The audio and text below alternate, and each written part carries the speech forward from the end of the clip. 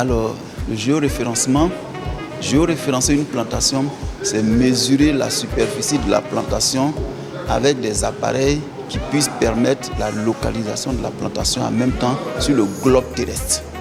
C'est-à-dire où votre plantation est située et on connaît en même temps sa superficie. C'est ça le géoréférencement.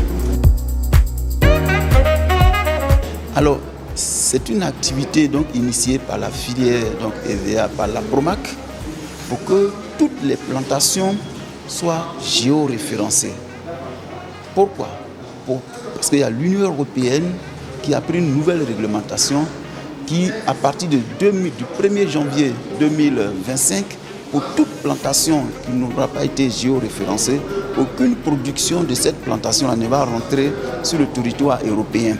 Et ça va contaminer les autres territoires, donc probablement sur d'autres territoires aussi. Je reprends bien, à partir du 1er janvier, une plantation qui n'est pas géoréférencée, son caoutchouc ne pourra pas être vendu en Europe et ailleurs. C'est cela.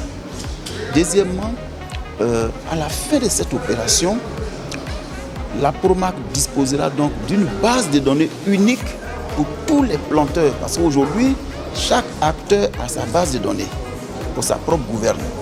Mais la PROMAC, la filière EVA, doit avoir une base de données unique où on retrouve tous les producteurs.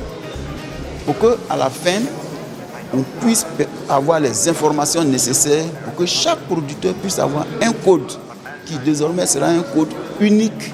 C'est-à-dire avec ce code, il peut aller vendre dans n'importe quelle usine. Sur le terrain, sur une période de 3 mois, à partir du 22 juillet, les encadreurs donc, de l'assistance technique, les agents de l'assistance technique payés par le FIRCA, donc par la filière, ceux-là seront mis à contribution pour que pendant 3 mois, ils puissent visiter tous les producteurs pendant les 3 mois. Ils vont aller sur le terrain, là où ils faisaient l'encadrement, ils vont aller premièrement pour faire le tour, donc géoréférencer les plantations, et puis renseigner le questionnaire qui a été mis à disposition dans le cadre donc, de la nouvelle réglementation de l'Union européenne. Voici les 2 activités. C'est une opération gratuite. Moi-même, j'ai surpris des agents dans un village à une activité où on m'a soufflé qu'ils venaient de prendre 1000 francs à chaque producteur. Cette opération est gratuite. Le producteur ne débourse aucun centime. Voilà, ça doit être clair sans ambiguïté.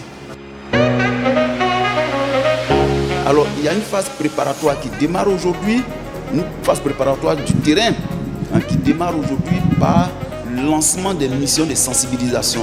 Il y aura 5 missions qui vont parcourir les 25 secteurs. Et après cette mission, le 22 juillet, les agents vont démarrer le géoréférencement sur 3 mois. Donc on a dit juillet, 22 juillet, 22 août, ça fait 1 mois, 22 septembre, 22 octobre, l'opération de terrain est terminée.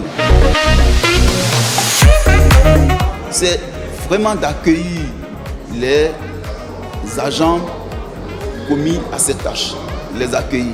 S'ils voient que les agents tardent et qu'ils n'arrivent pas dans leur village, il faut que le délégué village interpelle la filière.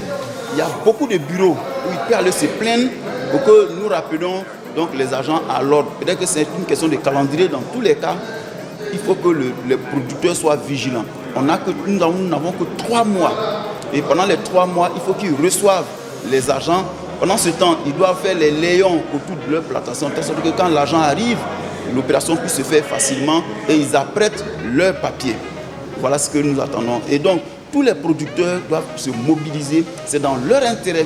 Si leurs plantations ne sont pas géoréférencées, ils ne pourront pas vendre leur caoutchouc. Parce qu'aucun usinier ne pourra prendre du caoutchouc d'une plantation qui n'est pas géoréférencée. Parce que lui-même, il ne pourra pas vendre son caoutchouc à l'étranger.